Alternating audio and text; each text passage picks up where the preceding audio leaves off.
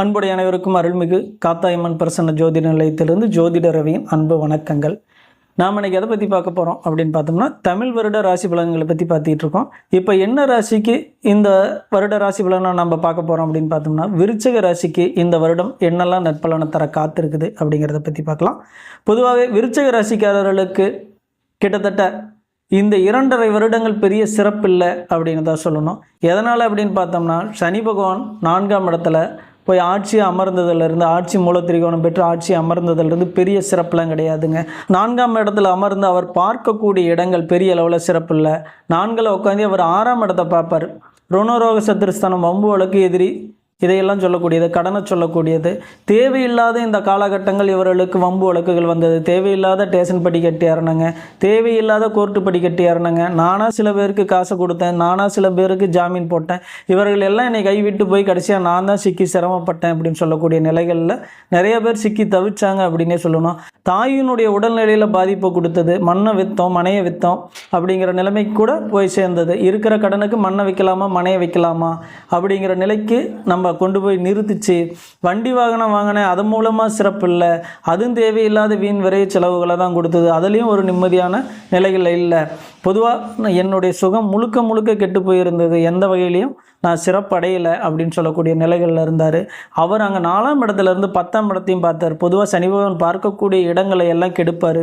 அதுவும் இல்லாத விருச்சிக ராசிக்காரர்களுக்கு சனி பகவான் பெரும் நன்மைகளை செய்கிறவராக எப்பயுமே இல்லை.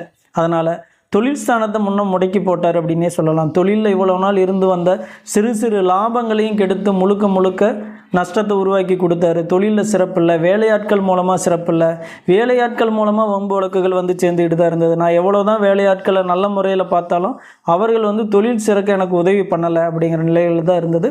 அதுவும் வேலைக்கு போயிட்டு இருந்தவங்களுக்கு கடுமையான கஷ்டத்தை கொடுத்தாரு அப்படின்னே சொல்லலாம். இந்த காலகட்டங்கள் முழுக்கவே பகவான் 10ஆம் பார்வையாக உங்களுடைய ராசியே பார்த்தாருங்க. அதுவும் பார்த்திங்கன்னா உங்களுடைய ராசிக்கு கட்டுக்கடங்காத கஷ்டத்தை கொடுத்தது அப்படின்னே தான் சொல்லலாம். எதுக்குடா இந்த வாழ்க்கை, இவ்வளோ சிரமப்படுற வாழ்க்கை நமக்கு தேவையா அப்படின்னு சில நேரம் முடிவெடுக்கக்கூடிய சூழலையும் கூட ஏற்படுத்தி கொடுத்தாரு அப்படின்னு சொல்லலாம். அந்த அளவுக்கு கஷ்டத்தை கொடுத்தாரு. சொல்லி அள முடியாத குறை மட்டும்தான் அப்படின்னு சொல்கிற அளவுக்கு கஷ்டத்தை கொடுத்தாரு. சரி, இப்போ இந்த காலகட்டங்கள் இதெல்லாம் மாறுமா அப்படின்னு பார்த்தோம்னா, கண்டிப்பாக மாறுறதுக்கான ஒரு வாய்ப்பு இருக்குங்க. ஆனால் இருந்தாலும் குரு பகவான் போகக்கூடிய இடம் 8ஆம் இடம் அப்படிங்கிறனால கொஞ்சம் கவனமாக இருக்கிறது தான் நல்லது. அவர் 7ஆம் இடத்துலேருந்து உங்களுடைய ராசியை பார்த்துட்டு இருக்கும்போது கூட ஓரளவுக்கு சுமாரான பலனை தான் கொடுத்தாரு. பெரிய அளவில் நற்பலனை கொடுக்கல அப்படின்னு தான் சொல்லணும். அதனால் இப்போ 8ஆம் இடத்துக்கு போகிறதும் அவ்வளோ ஒன்றும் சிறப்பு இல்லைங்க. இப்போ இந்த பயிற்சியெலாம் எப்போ வருது அப்படின்னு பார்த்தோம்னா, வாக்கிய பஞ்சாங்கத்தின் அடிப்படையில் மே 11ஆம் தேதி குரு பயிற்சியும், ஏப்ரல் 26ஆம் தேதி ராகு கேது பயிற்சியும் நடக்குதுங்க. குரு உங்களுக்கு 7ஆம் வீட்டிலேருந்து 8ஆம் வீட்டுக்கு போகிறாருங்க. ரிஷபமனையிலேருந்து 8ஆம் வீட்டுக்கு சஞ்சரிக்கிறார். மிதுன ராசியில் சஞ்சரிக்கக்கூடிய இந்த ஒரு வருட காலகட்டம் உங்களுக்கு சில சிறப்புகளை கொடுத்தாலும் கொஞ்சம் கடுமையான கஷ்டத்தையும் கொடுத்துறாரு அப்படின்னு தான் சொல்லணும். அடுத்து ராகு கேது பயிற்சியில் ராகு பகவான் 5ஆம் இடத்துல இருந்து இப்போ 4ஆம் இடத்துக்கு வராரு. ராகு பகவான் பொதுவாக 4ஆம் இடத்துக்கு வரும்பொழுது சர்ப்பமனை தோஷம் அப்படிங்கிற நிலையை ஏற்படுத்துவார். அதாவது நாம் இப்போ கட்டி குடியிருக்கிற வீடாகட்டும், கட்டிகிட்டு இருக்கிற வீடாகட்டும், எதுவாக இருந்தாலும் அதில் பெரும் கஷ்டத்தை கொடுக்கக்கூடிய ஒரு சூழலை ஏற்படுத்தி கொடுப்பாருங்க. ஒரு வீட்டுக்குள்ளே பாம்பு பூந்துருச்சுன்னா நம்ம அந்த வீட்டுக்குள்ளே நிம்மதியாகவும் சந்தோஷமாகவும் இருந்துட முடியுமா? கஷ்டப்பட்டுக்கிட்டு பயந்து அதான இருக்கணும். அந்த நிலைகளை ஏற்படுத்தி கொடுப்பாருங்க நாளில் வந்த ராகு பகவான். அடுத்து பார்த்தோம்னா கேது பகவான் எங்கே போகிறாரு அப்படின்னு பார்த்தோம்னா, உங்களுடைய ராசிக்கு 11ஆம் இடத்துலேருந்து 10ஆம் இடத்துக்கு போகிறார். ஏற்கனவே அவர் 11ஆம் இடத்துல இருக்கும்பொழுது பெரிய அளவில் லாபம் கிடைக்கல. இப்போ 10ஆம் இடத்துக்கு போகிறாரு. தொழிலை எப்படி வச்சுருப்பார்? தொழிலில் கஷ்டத்தையும் நஷ்டத்தையும் கொடுத்துருவாரா அப்படின்னா, கொஞ்சம் தொழிலில் கஷ்டத்தையும் நஷ்டத்தையும் கொடுக்கக்கூடிய வாய்ப்புகள் இருக்கதாங்க செய்யுது. உங்களுக்கு சூரிய பகவான் வலுவாக இருந்தார்னா ஓரளவுக்கு நீங்கள் சமாளித்து வெளியில் வந்துடலாம். உங்களுடைய ஜாதகத்தில், சுய ஜாதகத்தில் சூரிய பகவான் வலுவாக இல்லை, வலுவிழுந்த நிலையில் இருக்கிறாரு அப்படின்னா உங்களுடைய தொழிலில் கொஞ்சம் கஷ்டத்தை கொடுக்கக்கூடிய வாய்ப்புகளை ஏற்படுத்தி தாங்க இந்த காலகட்டங்கள் கொடுக்கும். இப்போ இந்த குரு பயிற்சி, ராகு கேது பயிற்சிகள்லாம் உங்கள் ராசிக்கு என்ன மாதிரியான நற்பலனை தர காத்திருக்குது அப்படிங்கிறத பற்றி பார்க்கலாம். முதல்ல ராகு கேது பயிற்சிகளை பற்றி பார்த்துடலாம். ஏப்ரல் 26ஆம் தேதி இந்த பயிற்சி நடக்குது. ராகு பகவான் 5லேருந்து 4க்கு வராரு. நாம் ஏற்கனவே சொன்ன மாரி சர்ப்பமனை தோஷம் அப்படின்னு சொல்லுவோம். 4ஆம் இடத்துல வரும்போது உங்களுடைய சுகத்தை கெடுப்பார். தாயினுடைய உடல்நிலையில் கொஞ்சம் கஷ்டத்தை கொடுப்பாரு. அங்கே ஏற்கனவே சனி பகவானும் அமர்ந்திருக்கிறாரு. அவரோடு சேர்ந்து 6ஆம் இடத்தை பார்க்குறாரு இல்லைங்களா? உங்கள் உடல்நிலை சம்மந்தப்பட்ட விஷயங்களில் கண்டிப்பாக கெடுபலனை கொஞ்சம் கொடுக்கக்கூடிய வாய்ப்புகள் அதிகம் இருக்குது. தாயினுடைய உடல்நிலையை கொஞ்சம் கவனமாக கவனிச்சுக்காங்க. உங்களுடைய தனிப்பட்ட சுகம் சார்ந்த விஷயங்களில் கவனமாக இருங்க. எதிர்பாலினத்தவரால் வம்பு வழக்குகள் வரக்கூடிய வாய்ப்புகளும் இருக்குது. ஆணாக இருந்தால் பெண் மூலமாகவும், பெண்ணாக இருந்தால் ஆண் மூலமாகவும் இந்த காலகட்டங்கள் வம்பு வழக்கு வரக்கூடிய வாய்ப்புகளையும் ஏற்படுத்தி கொடுத்துரும். அதனால் இந்த காலகட்டங்கள் எதிர்பாலினம் சார்ந்த விஷயங்களையும் கொஞ்சம் கவனமாக இருந்துக்காங்க.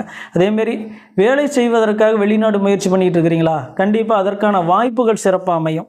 ஏன்னா 8ஆம் இடத்துலேருந்து குரு பகவானும் பார்க்குறார், ராகு பகவானும் 4ஆம் இடத்துல இருக்கிறார், சனி பகவானும் இருக்கிறார். அப்போ கடல் கடந்து போகக்கூடிய வாய்ப்புகளை கண்டிப்பாக ஏற்படுத்தி கொடுத்துட்றாங்க அப்படின்னு சொல்லலாம். வெளிநாடு வேலைகளுக்கு இந்த காலகட்டம் ஒரு வருடம் முழுக்கவே சிறப்பாக தாங்க இருக்குது. கிட்டத்தட்ட இந்த 1.5 வருட காலமும் 18 மாதங்களும் உங்களுக்கு வெளிநாடு வேலை வாய்ப்புக்கு மிக சிறப்பான ஒரு யோக பலனை கொடுக்குது. உள்நாட்டு வேலையில் இருக்கிறவங்க கொஞ்சம் கவனமாக இருங்க. உயர் பதவிக்காக முயற்சி பண்ணிகிட்டு இருக்கிறவங்க இன்னும் ரொம்ப கவனமாக இருந்து செஞ்சிங்கன்னா கண்டிப்பாக உயர் பதவி கிடைக்கும். ஆனால் கவனத்தை தவற விட்டிங்கன்னா இருக்கிற வேலைகளும் நம்ம கைவிட்டு போயிடும் அப்படிங்கிற நிலைகளில் தான் இருக்குது. அடுத்து கேது பகவான் 10ஆம் இடத்துக்கு போகிறார். 11ஆம் இடத்துலேருந்து 10ஆம் இடம் தொழில்ஸ்தானம் கர்மஸ்தானத்துக்குள்ளே போகிறாரு. இவர் ஞானத்தை கொடுக்கக்கூடியவர். அதனால் தொழிலில் தேவையில்லாத கஷ்டங்களை கொடுத்து அதன் மூலமாக உங்களுக்கு ஞானத்தையும் புத்தியையும் கொடுக்கக்கூடியவர். அதனால் தொழிலில் கொஞ்சம் கவனத்தோடு முன்னேறுங்க. கவனத்தோடு இருந்தால் மட்டும்தான் இந்த காலகட்டங்கள் உங்களால் சிறப்பாகவே இருக்க முடியும் அப்படிங்கிற நிலையில் இருக்குது.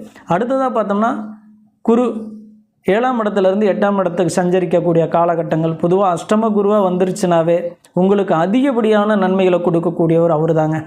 2க்கும் 5க்கும் ஆதிபத்தியம் பெற்றவர். 2ஆம் இடமான குடும்பஸ்தானம் வாக்கு வன்மையை சொல்லக்கூடியது. உங்களுடைய குடும்பத்திற்கு தேவையான தனவரவை சொல்லக்கூடியது. உங்கள் வாக்கின் மூலமாக நீங்கள் வன்மை பெறக்கூடிய விஷயங்களை சொல்லக்கூடியது. 5ஆம் இடம் பூர்வீகம் புத்திரஸ்தானம் பூர்வ புண்ணியம் குலதெய்வ அருள் ஆசை காதல் விருப்பம் இதையெல்லாம் சொல்லக்கூடிய 5ஆம் இடத்து அதிபதியான குரு பகவான் 8ஆம் இடத்துக்கு போகிறாரு.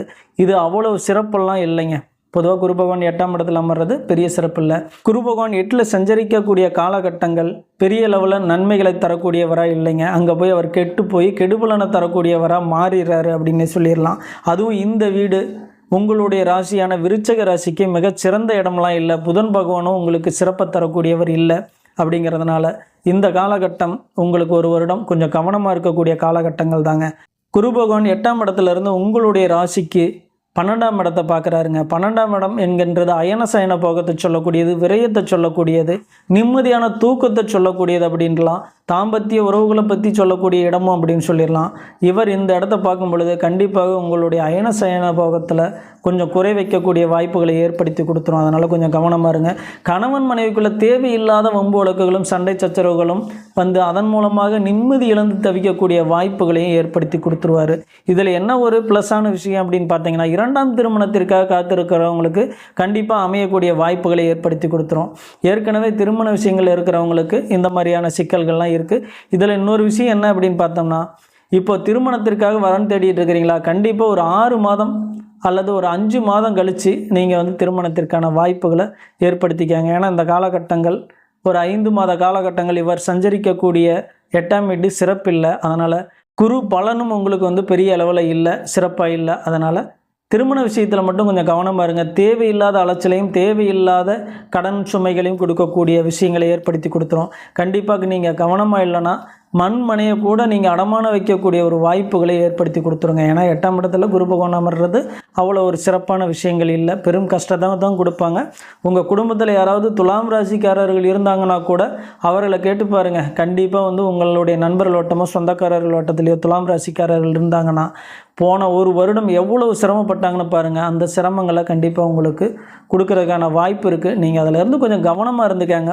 அவர் அடுத்ததாக பார்க்கக்கூடிய இடம் எது அப்படின்னு பார்த்தோம்னா உங்களுடைய குடும்பஸ்தானத்தையே பார்க்குறாருங்க. குடும்பத்தில் சிறு பிரிவுகளை ஏற்படுத்துறதுக்கான வாய்ப்பு உண்டு. உங்களுடைய வாக்கு தவறி போகிறதுக்கான வாய்ப்பு உண்டு. உங்களுடைய வாக்கு மேன்மைப்படாமல் போவதற்கான ஒரு வாய்ப்புமே உண்டு அப்படின்னு சொல்லக்கூடிய நிலைகளில் இருக்குது. ஆனால் இருந்தாலும் இதில் ஒரு விஷயம் என்ன அப்படின்னு பார்த்தோம்னா, பேசி பிழைக்கும் தொழிலில் இருக்கிறவங்களுக்கு ஓரளவுக்கு ப்ளஸ்ஸை கொடுத்துருவார். குடும்ப விஷயத்தில் குடும்பத்திற்குள்ளே மட்டும் உங்களுடைய வாக்கு செல்வாக்கெல்லாம் ஈடுபடாமல் போவோம். இதே தொழில் சார்ந்த விஷயங்களில் உங்களுடைய வாக்கின் மூலமாக உங்களுடைய பேச்சின் மூலமாக உயர்வை ஏற்படுத்தி கொடுக்கக்கூடிய வாய்ப்புகளையும் ஏற்படுத்தி கொடுத்துரும். கொஞ்சம் குடும்பஸ்தானம் குடும்ப விஷயத்தில் மட்டும் கொஞ்சம் கவனமாக உங்களுடைய வார்த்தைகளை உபயோகப்படுத்தினீங்கன்னாவே இந்த காலகட்டங்கள் சிறப்பாக இருக்கும். அடுத்து 4ஆம் இடத்தை பார்க்குறார் தேவர். 4ஆம் இடத்தை பார்க்குறது சிறப்பு தான், பெரிய அளவில் கெடுபலன் அப்படின்லாம் சொல்லிட முடியாது. பொதுவாக இப்போ இங்கே ராகு பகவானும் வந்துடுறாரு, சனி பகவானும் வந்துடுறாரு. இவர் 8ஆம் இடத்துலேருந்து பார்த்தா கூட ஓரளவுக்கு இவர்கள் நற்பலனை கொடுக்க கடமைப்பட்டவர்களாகவே மாறிடுறாங்க அப்படின்னு சொல்லலாம். அதனால் உங்களுடைய தாயின் உடல்நிலையில் கொஞ்சம் கவனத்தை செலுத்திக்கிட்டிங்கனாவே போதும். அதே போல் வண்டி வாகனம் வாங்குவதில் கொஞ்சம் கவனம், வண்டி வாகனங்களில் செல்வதில் கொஞ்சம் கவனம். வீடு கட்டிக்கிட்டு இருந்தீங்களா, தேவையில்லாத கடன்களை வாங்காதீங்க. ஏன்னா இந்த காலகட்டங்கள் மண்ணை விற்கலாமா மனையை விற்கலாமான்ற நிலையில் கூட நீங்கள் வாங்கக்கூடிய கடன் கொண்டு போய் நிறுத்திடும். இவ்வளவு நாள் நீங்கள் யாருக்கு எவ்வளோ வேணாலும் கடன் உதவிகள் பண்ணியிருக்கலாம், சிறப்பான உதவிகள் பண்ணியிருக்கலாம். ஆனால் இந்த காலகட்டங்கள் நீங்கள் வாங்கக்கூடிய ஒவ்வொரு கடனும் உங்களுடைய கஷ்டத்தையும் நஷ்டத்தையும் கொடுக்கக்கூடியதாயிரும். அதே போல் ஆன்லைன் சூதாட்டம், லாட்ரி இதெல்லாம் போகாதீங்க. இது உங்களை தேவையில்லாத விஷயங்களை இழுத்துட்டு போயிடும். தேவையில்லாத கடன் சுமைகளை சுமத்தி அதன் மூலமாக நிறைய விரயத்தை கொடுத்துருங்க. ஏன்னா 4ஆம் இடத்தை பார்க்குறாரு, விரயஸ்தானத்தையும் பார்க்குறாரு, குடும்பஸ்தானத்தையும் பார்க்குறாரு. அவர் அமர்ந்த இடம் 8.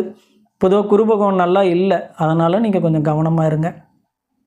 பொதுவாக குரு பகவான் அமர்ற இடத்த விட பார்க்குற இடத்துக்கு சிறப்புன்னு தான் சொல்லலாம். ஆனால் அவர் அமர்ந்த இடமே சிறப்பில்லாத இடம் அப்படிங்கும் பொழுது பார்க்கக்கூடிய இடங்கள் பெரும் சிறப்பை பெறுவதில்லை. அப்படிங்கிறனால கவனமாக இருங்க. கவனமாக இருந்தால் மட்டும்தான் இந்த ஒரு வருடம் உங்களால் சிறப்பான செயல்களை செஞ்சு ஒரு முன்னேற்ற பாதையை அடைய முடியும். உங்களது எண்ணம் போல் உங்களது வாழ்க்கை உயரட்டும் என்று சொல்லி மீண்டும் அடுத்த ஒரு காணொளியில் உங்களை எல்லாம் சந்திக்கும் வரை நன்றி கூறி விடைபெறுகிறேன். நன்றி, வணக்கம்.